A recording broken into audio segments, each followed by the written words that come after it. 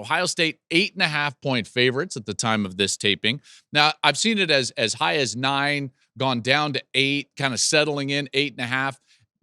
It wouldn't surprise me at all after this comes out and closer to the game that it goes back up. Okay. I do think that the majority of people are going to start to look at this game and realize that, like, man, Ohio State has a really clear path in this one. Now, as far as picks go, we were 2-0 last week, which was awesome.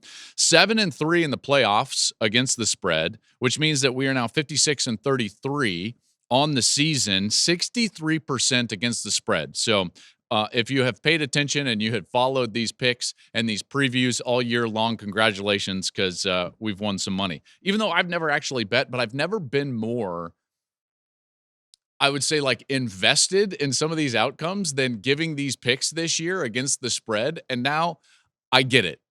All right, I get it. I understand what you all go through. I understand waiting breathlessly at the end of games, that's a 14-point spread and someone's got the ball and they're driving and they're down 17 and you're like, all I want to see is a touchdown. So anyways, I understand totally now. Let's get into this game.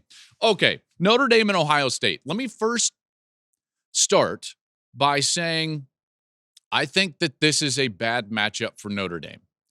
I know Notre Dame fans are going to roll their eyes because, yes, I am the same guy that picked Navy outright earlier this season. I am the same guy that picked Indiana outright earlier this season. But, correcting those wrongs in the last couple of weeks, I did pick Notre Dame to beat Georgia. I did pick Notre Dame to beat Penn State, which is what happened. Now, those two games specifically, Georgia and Penn State in the last two rounds of the playoffs, those were good matchups for Notre Dame. Very good matchups for Notre Dame, because I thought that the weaknesses for Georgia and Penn State were actually similar, and they rested in the wide receiver room. They didn't have great wide receivers. And now you're going to face a team that's actually the complete opposite of that, and a team that's going to throw a ton of weapons at you on the outside. So to me, it's not a game that really favors Notre Dame. I do think it's a bad matchup for Notre Dame because I think the Irish need a low-scoring game. A low-scoring game favors Marcus Freeman and the Notre Dame Fighting Irish. It just does. That's what we got in a lot of senses in their previous games, was this idea that they could win a rugged street fight and it didn't have to turn into a track meet. No one has been able to turn a game into a track meet at the elite level against Notre Dame, partly because they do a great job with their offense of controlling the game and running the football, and they do a great job with their defense, in particular their front seven, stopping the run, controlling first down, and then their secondary has been excellent. It really has. It's no mistake that Notre Dame is in this game. This is not by chance that Marcus Freeman and this Notre Dame team are here. And in fact, they do so many things really well in order to win games in that fashion, kind of a street fight, low-scoring game. You got to be great in situations. They are. They were tremendous against Penn State in third down.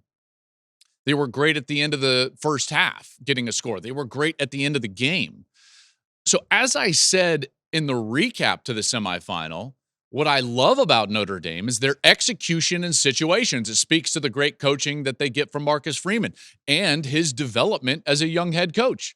This is still a guy, remember, that lost to Marshall and lost to Northern Illinois and had the 12 guys on the field at the end of Ohio State's win last year in South Bend, and he's grown from that. And the way that they execute now, as opposed to previous, is, I think, substantially better. Substantially better. They got some solid veterans. They're tough at the line of scrimmage. They do a lot of things well.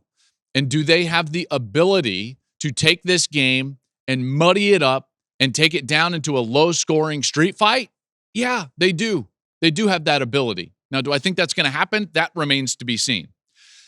The blueprint for Notre Dame, let's talk about their defense first. When Notre Dame is on defense against Ohio State's offense, I believe that the blueprint for the Irish is very similar to what we got all the way back in 2000 in Tom Brady's first Super Bowl, when it wasn't about Tom Brady and those New England Patriots. It was about their defense, and they were facing the greatest show on turf. And what did the Patriots do?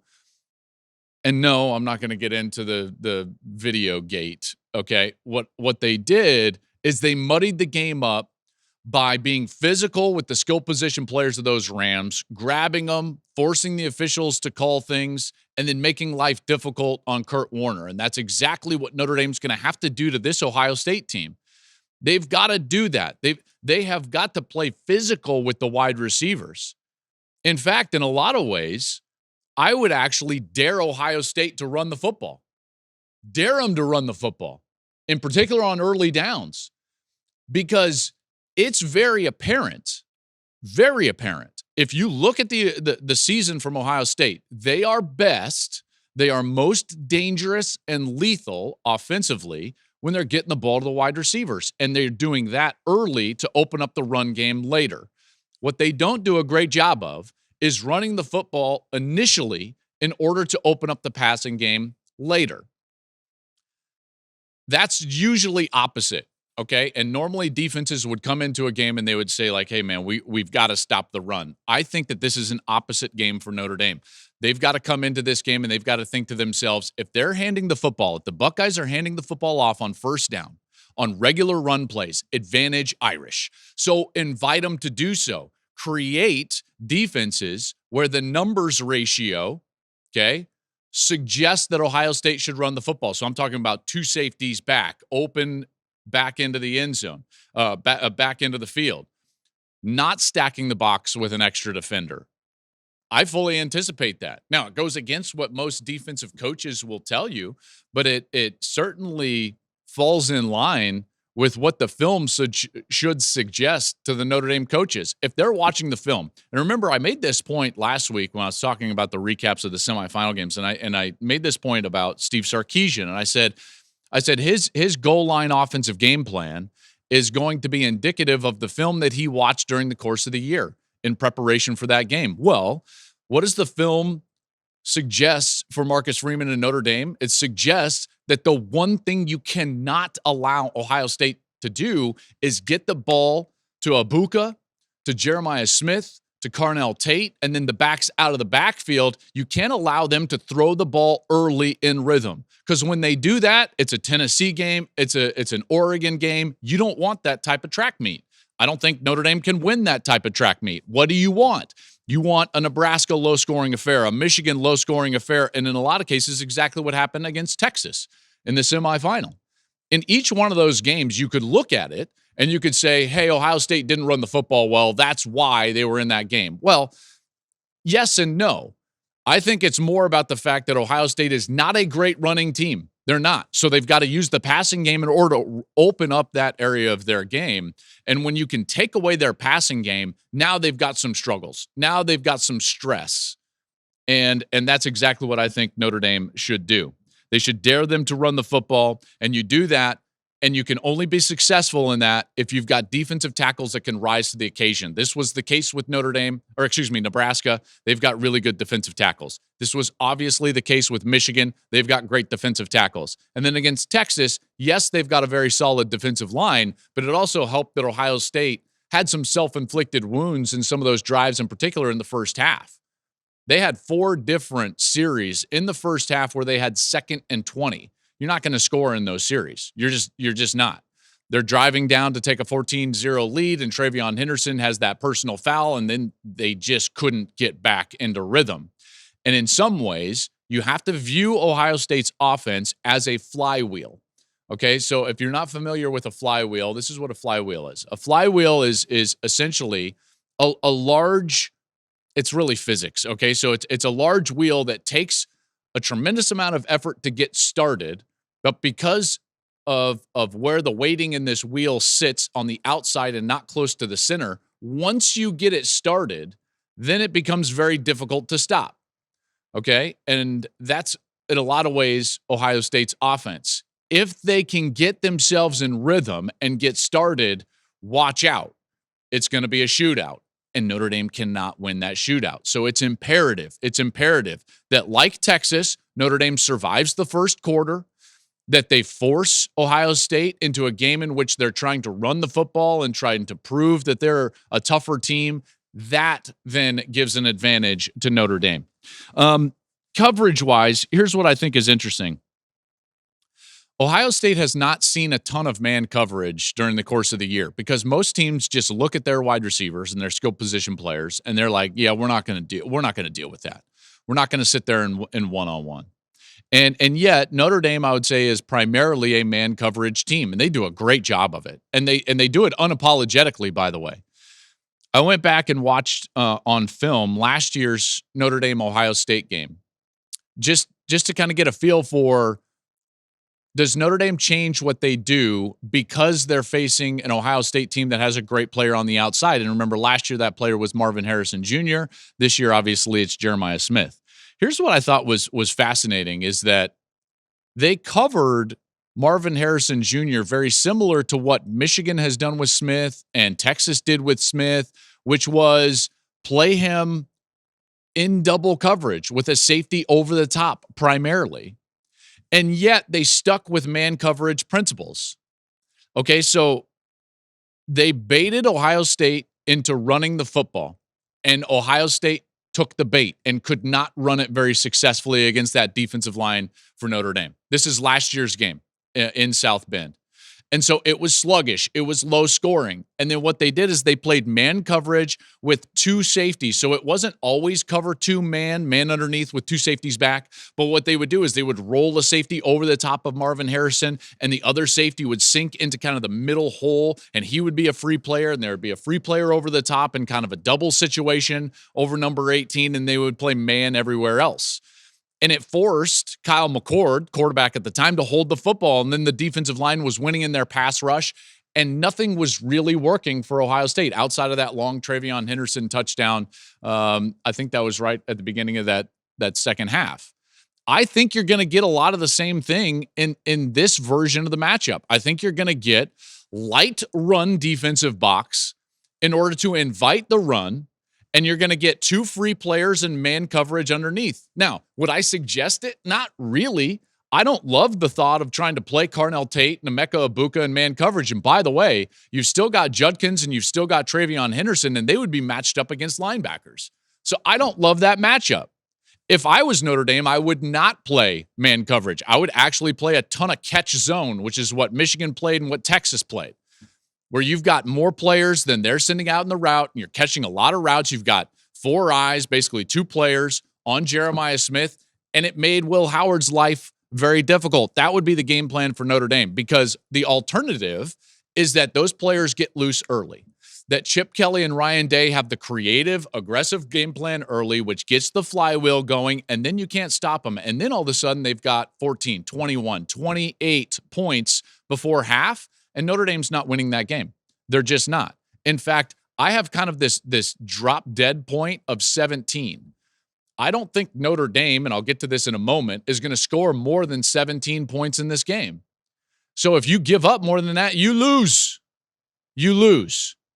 That's the small margin and the narrow path that Notre Dame has to victory. Now, you could say, like, Joel, you're crazy, but it's been a narrow path with Georgia. It's been a narrow path with Penn State. In a lot of ways, you could say, like, those were the only ways those games could go and Notre Dame come out on top. And it happened. And it happened because of their excellence in situations and their ability to make the key play in the right time, in particular on third downs, some of them on fourth downs. Are you definitely going to do that against Ohio State? I'm not sure. I'm not sure, because Ohio State has several different paths to victory. Offensively, be aggressive. Be aggressive and be creative. Ohio State's not a great run team, and they're not a great drop back pass team. I know that sounds crazy. You're like, well, hold on. Then why are they so good? Because when they're aggressive and creative and they can move the pocket and they can get the quarterback, Will Howard, out of the pocket, when they can get the ball into their players' hands quickly. So I'm talking about quick game. I'm talking about horizontal game, run action pass. That's when they really excel. And then what happens is that the shots open up down the field and you can get to play action pass. You can take shots down the field. And then that's when you hit them with a big run. So it's sequential for Ohio State. It's sequential. And if they can be aggressive and creative, in particular horizontally, getting the ball out of Will Howard's hands quickly early in the game, then they're going to have a great chance to win. Let's go to the other side of the ball. Now when Notre Dame has the ball and Ohio State is defending, I already said this. I don't have a ton of faith that Notre Dame is going to score a lot of points in this game. Ohio State's defense is the best defense that this team will have faced. They are good everywhere. They've been excellent at defensive tackle and defensive line. They've been excellent at defensive end, creating pressure. They've been excellent at linebacker with Sonny Styles and Cody Simon, who probably is the most underrated player on the defense, Cody Simon. They are elite at the safety position. They've been very good at the corner position and have depth there. Jermaine Matthews played the entire second half against Texas because Denzel Burke was dealing with kind of a small injury. They've got depth everywhere. So it's like, well, what do you do against Ohio State? There's not a ton you can do. The first thing that Notre Dame is going to have to do is find a way. And to be honest, I don't understand or quite know how they're going to do this. Find a way to have first down success. I think that has to be in two ways. Running your quarterback, which equates the numbers and maybe creates a physical matchup where you can gain 4 or 5 yards, or throwing the RPO pass game, run pass option, which looks just like the run for the quarterback, but then you can maybe get behind a safety with a little bit of a slant. You can get a flare on the outside, and you can equate numbers with the read of the quarterback post-snap. Riley Leonard's going to have to play the game of his life, both running and potentially throwing the football. I think he's going to have to run the ball 15 to 20 times. I really do. I really do. I think that he's going to have to be so efficient in the RPO pass game that it's going to take Ohio State out of what they want to do, because what they cannot succeed at is obvious down situation. Obvious meaning second and long, third and long, when it's obvious that they're going to have to throw the ball. They will not win that game because the pass rush for Ohio State is too good. The ability of that secondary to take away the first read has been so dynamic that the quarterback has to hold the football. And the way that pass rush is operating right now, they get home. And so Leonard's going to be under pressure. And to be candid, he's not great against pressure. When you look at not only his film, but his numbers, when he starts to get that pressure, his numbers take a real dive. Ohio State has 16 sacks in the 3 playoff games. JT Tuimoloau and Jack Sawyer have 10 of those sacks. One thing that I've noticed that they've changed during the course of the year, speaking of Ohio State's defense, is the way that they rush the quarterback. So previously, and really in previous years and early this season, you would see those 2 defensive ends, Sawyer and Tuimoloau. Man, they would take off, and it was always a speed rush. And a lot of times, they would run themselves out of the rush, and they would get what I would call too high. Okay, so they would run past the quarterback, and that's changed in large part in the second half of the season. And so what you see from Sawyer and Tuimoloau is that they've put kind of like a hard cap. You could even call it like a hard deck. I am thinking like Notre Dame, like hard deck is 5,000 feet for this exercise or whatever it is. Permission to go below the hard deck, and is like denied.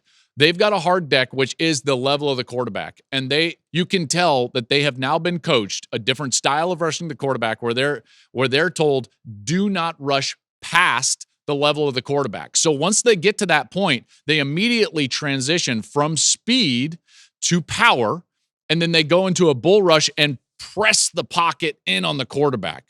I'm sure you've heard that term thrown out a lot when we get to the combine and we're starting to talk about NFL evaluations, like, oh, he does a great job of turning speed into power. This is what that means. No one explains that. They're just like, oh, speed to power. And it's like, okay, this is exactly what that means. You're Jack Sawyer. You're going to try to speed rush the tackle. He does a great job of forcing you outside and upfield further than you want to go. And you get to the level of where the quarterback is, the depth of in the pocket where the quarterback is, and you immediately stop your speed rush and transition from trying to run around him to running through the tackle. That's the transition of he does a great job from speed to power. And both of those guys do a really good job of it. And it's been something new in the second half of the season. So the pocket is collapsing more than it used to, which is really tough to scramble against. And that's why you haven't seen as many scrambles against Ohio State as you saw early in the season and even in previous seasons. And that's why it's going to be difficult on Riley Leonard. Like I said, like he's probably going to get sacked between 5 and 7 times if they have to throw the football on obvious down, which is why it's imperative that they succeed on first down. If they don't succeed on first down, they're not scoring 10 points in this game. Thank you for watching the Joel Klatt Show YouTube channel. And if you liked this clip, make sure to like it and subscribe to the channel, and you can stay up to date on all of my college football coverage.